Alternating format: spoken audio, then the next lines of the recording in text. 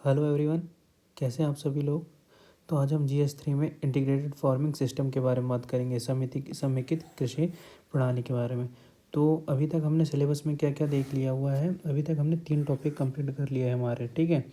3 topic हमने कौन कौन से कंप्लीट कर लिया है। हमने PDS के बारे में पढ़ लिया है, पब्लिक डिस्ट्रीब्यूशन सिस्टम के बारे में पढ़ लिया हुआ है, ठीक है। इसके बाद हमने खाद्य प्रसंस्करण के बारे में पढ़ चुका हुआ है। इसके बाद हमने पढ़ा हुआ है सब्सिडीज़ के बारे में पढ़ा हुआ है। तो हमारे 3 टॉपिक कंप्लीट हो गए, ठीक है। आज हम बात कर रहे हैं समेकित कृषि प्रणाली के बारे में, और इसके बाद हम देखेंगे MSP के बारे में, जो कि हमारा नेक्स्ट वीडियो होगा, ठीक है। पहले देख लेते हैं कि हम समेकित कृषि प्रणाली से कौन कौन से क्वेश्चन पूछा हुआ PIQ में। तो इसने हाल ही में 2019 में क्वेश्चन पूछा हुआ था कि एकीकृत कृषि प्रणाली की किस सीमा तथा कृषि उत्पादन को संधारित करने में सहायक है।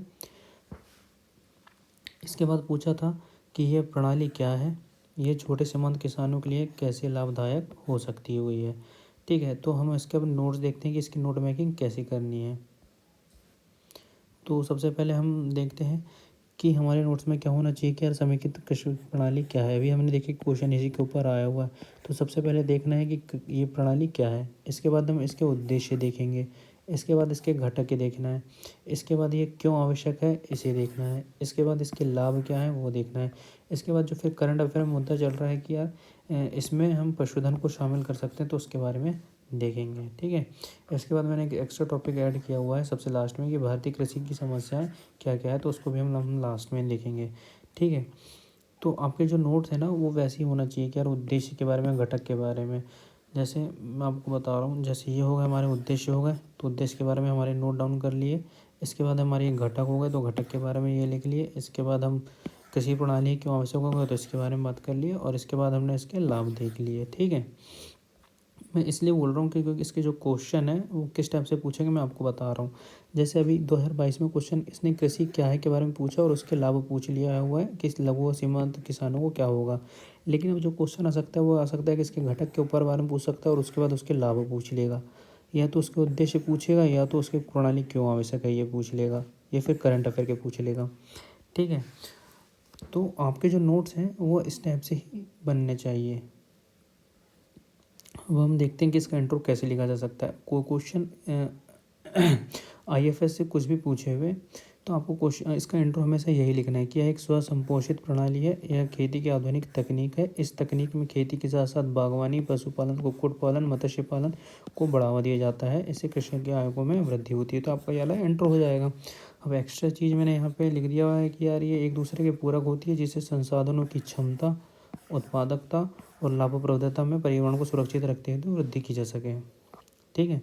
अब हम इसके उद्देश्य की बात करते हैं। तो उद्देश्य का मैं सबसे पहले मैंने आजीविका का सुरक्षा के बारे में लिख लिया कि बाजार पर किसानों की निर्भरता को कम करना हुआ है।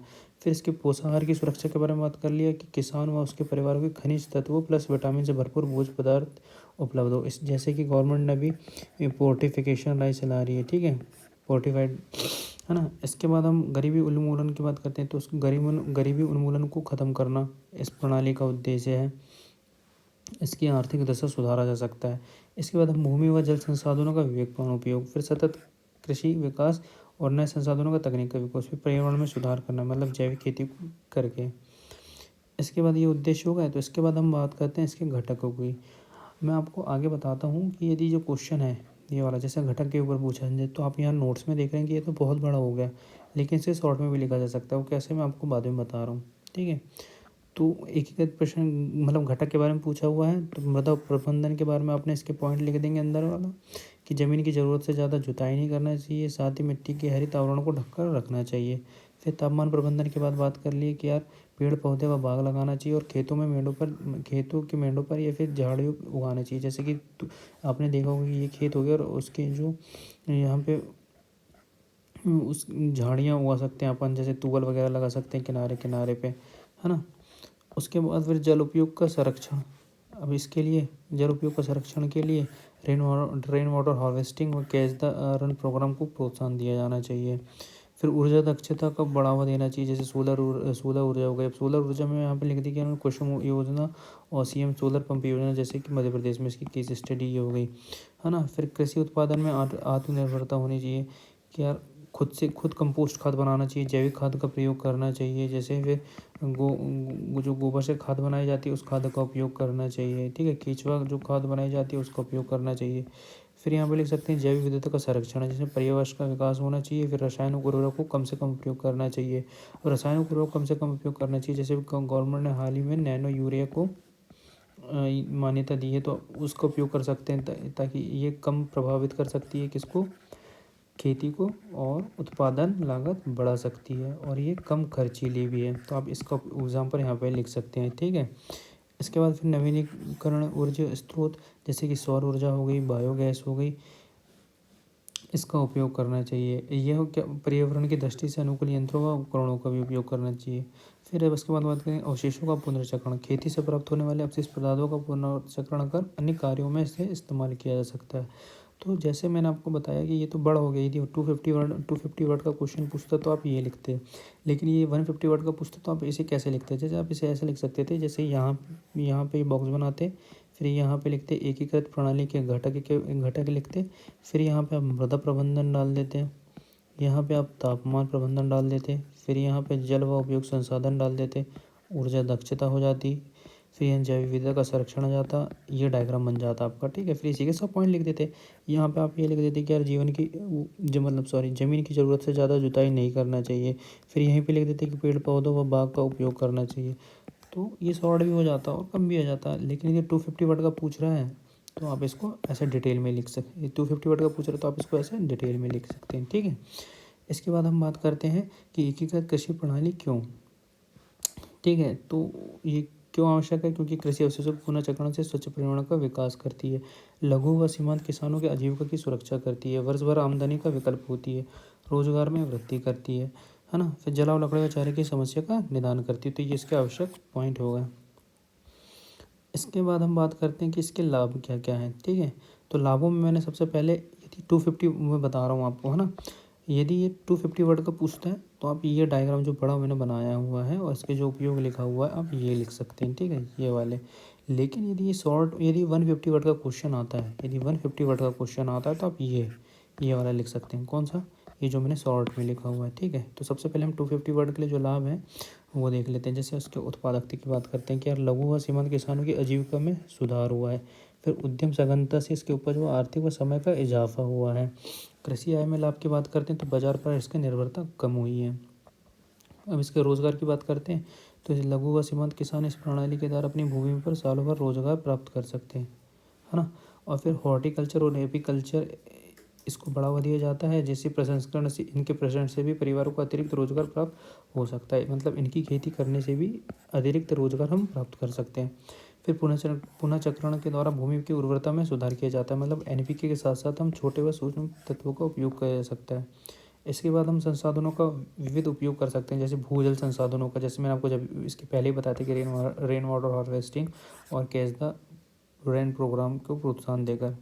फिर इनके जोखिम में कमी। अब जोखिम में कैसी कमी हो सकती है, क्योंकि मंदी से बचाव, यदि मंदी आ रही है और यदि हम इसका उपयोग कर रहे हैं आईएफएस सिस्टम का, तो यदि मंदी आ रही है तो इसके उपयोग में हो सकता है। उसके साथ साथ यदि आपकी प्राकृतिक आपदाएं हो गई, बाढ़ आ गई, जिससे आपका ये जैसे खेत है, ठीक है, आपने यहाँ पे एक कृषि लगा दी है, यहाँ पे लगा दी है, यहाँ पे लगा दी और यहाँ पे, मान लो आपकी बाढ़ आई, नदी आई, तो इस सियाली कृषि आपकी नुकसान होगी, और ये जो कृषि यदि बच जाती है तो आपको ज़्यादा नुकसान नहीं होगा इससे, ठीक है, ताकि ये इसका नुकसान की भरपाई आप ये कृषि से कर सकते हैं। तो ये होगा, तो ये इसके उपाय हो जाएंगे। अब यदि यही क्वेश्चन को हम 150 वर्ड में लिखते हैं और शॉर्ट में लिखते हैं तो कैसे लिखते हैं वो देखते हैं, ठीक है। जैसे शॉर्ट में आ जाता है क्या, इसके लाभ आ जाते हैं कि स्वरोजगार के अवसर में वृद्धि करना चाहिए, प्रति इकाई क्षेत्रफल से अधिक उत्पादन होता है, उत्पादन लागत में कमी व अधिक आय में सृजन होता है, संतुलित पोषक आहार की उपलब्धता होती है, फसल अवशेषों का पुनर्चक्रण और वर्ष भर निरंतर आय का सृजन होता है। तो आप शॉर्ट में ऐसे लिख सकते थे, ठीक है। तो जैसे जब मैंने आपको यहाँ पर नोट्स आपके हमेशा नोट डाउन होने चाहिए, तो 150 वर्ड में और 250 वर्ड में। यदि 150 वर्ड में पूछता तो मैं ये लिखता, अब 250 वर्ड में पूछा तो ये लिख सकता। उसी प्रकार मैंने यहाँ घटक के बारे में बताया, 150 वर्ड में पूछता तो आप ये डायग्राम के थ्रू बताते, यदि 250 में पूछा तो आप ये बड़ा वाले लिख दिए, ठीक है। तो ये इस टाइप से आपके क्वेश्चन का आंसर बनता है। इसका जो कंक्लूजन है, तो आप कंक्लूजन आप सोच के देखिए कि इसका कंक्लूजन कैसे बन सकता है, और कंक्लूजन आप मुझे इसका कमेंट में लिख के बताइए कि इसका कंक्लूजन क्या होगा, ठीक है। इसके बाद हम बात करते हैं कि भारतीय कृषि की समस्या, जो मैंने बताया था कि एक्स्ट्रा पॉइंट मैंने ऐड किया वो क्या है। तो भारतीय कृषि की समस्या, जैसे आपको कोई भी क्वेश्चन आ जाता है कृषि से संबंधित और उसमें भारतीय कृषि की समस्याएं पूछ सकते हैं, तो आप ये जो पॉइंट उठा के वहाँ पे डाल सकते हैं। ठीक है, देख लिया क्या कौन सा, जैसे जीवन निर्वाह कृषि हो गई, जैसे 2/3 जनसंख्या तो कृषि कार्य में लगी है फिर भी आवश्यकताओं के लिए पर्याप्त उत्पादन नहीं कर रही है। फिर कृषि पर जनसंख्या का भारी दबाव है, मतलब 1951 में देखें तो 0.3 हेक्टेयर प्रति व्यक्ति इस पे संलग्न है, वर्तमान में देखो तो 0.1 हो गई। फिर कृषि जोतों का छोटा आकार, फिर भूमि का असंतुलित वितरण, मतलब इसमें भूमि का सुधार, लैंड रिफॉर्म नहीं करना, उसकी प्रक्रिया स्लो होना। फिर मिट्टी की उपज शक्ति, मतलब लो फर्टाइल सॉइल है ना। फिर सिंचाई सुविधा का अभाव है, फसलों की बीमारियां लग जाती हैं। ठीक है, फिर कोल्ड स्टोरेज की कमी हो गई, प्रशिक्षण का अभाव हो गया, उनको शिक्षित नहीं किया जाता है। फिर निम्न स्तरीय प्रौद्योगिकी तकनीक का उपयोग, है ना।